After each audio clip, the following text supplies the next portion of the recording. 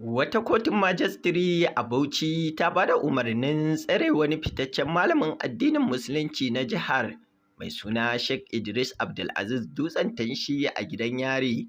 Rundunar 'yan sandan jihar ce ta gurfanar da malamin mai janyo kace-nace a gaban kotu a ranar Litinin bayan da ta gayyace shi game da wani ƙorafi da aka shigar a gabanta. Matakin na zuwa ne sama da wata ɗaya bayan hukumar shari'ar musulunci ta jihar ta ɗage wani zaman tattaunawa da ta shirya da Sheikh Idris Abdulaziz Dutsen Tanshi wanda aka yi zargin ya furta wasu miyagun kalamai akan fiyayyen halitta Annabi Muhammadu sallallahu alaihi wasallama.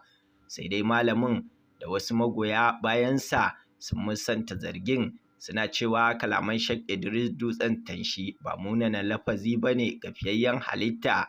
Lamarin ya janyo muhawara mai zafi da kace-nace har a tsakanin malaman addinin Musulunci da ke arewacin Najeriya, inda wasu suka fara kiraye-kirayen lallai hukumomi su ɗauki mataki a kan shi. Lauyan malamin barista Umar Hassan ya tabbatar da cewa an tsare Sheikh Idris Abdulaziz bayan sun nemi a bayar da belinsa, kuma kotu ta sanya ranar Talata a matsayin ranar da za ta ba da hukunci akan wannan buƙata.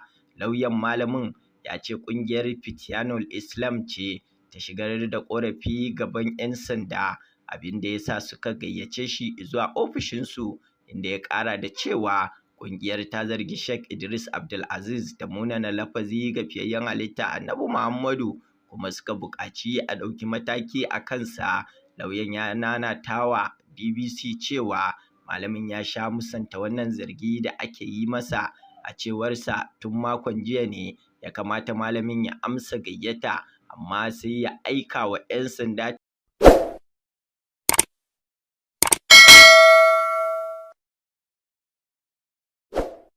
cewa wani uzuri ba zai ba shi damar zuwa a kan lokaci ba.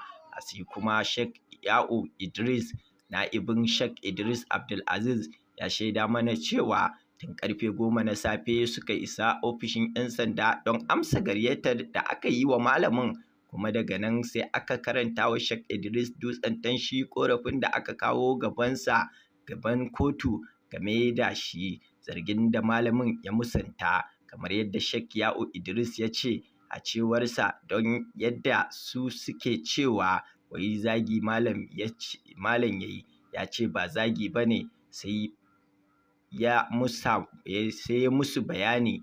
Daga nan kuma sai 'yan sanda suka ce za a tafi kotu kai tsaye. Sai aka gama shirye-shiryen zuwa kotu, sannan suka ɗauke mu a motar su zuwa kotu. Sai ɗan jarida ya ce tuhuma ake yi wa Sheikh Dutsen Tanshi. Na'ibin Sheikh Idris Abdulaziz Dutsen Tanshi ya ce da aka je kotu an tuhumi malamin ne da laifin tadar tarzoma, kamar yadda shi ma lauyansa ya tabbatar. A cewarsa mai shigar da ƙara na 'yan sanda ne ya gabatar da tuhumar, inda kuma aka baiwa Sheikh Dutsen Tanshi dama shi kuma ya tashi ya musanta zargin da aka yi masa. Barista Umar Hassan ya ce bayan karantowa malamin wannan tuhuma, kotu ta tambaye shi ko yana da dalilin da zai hana a hukunta shi, sai ya ce yana da dalilan da zai hana a hukunta shi.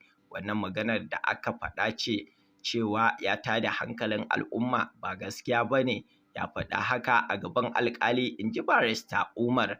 A nan muke addu'ar Ubangiji Allah ya ɗaga darajar Annabi Muhammadu sallallahu alaihi wasallama, ya ƙara wa Annabi Muhammadu daraja. Ubangiji Allah ka tsinewa, ka wulaƙanta maƙiya fiyayyen halitta Annabi Muhammadu sallallahu alaihi wasallama a duk inda suke. Amin summa amin.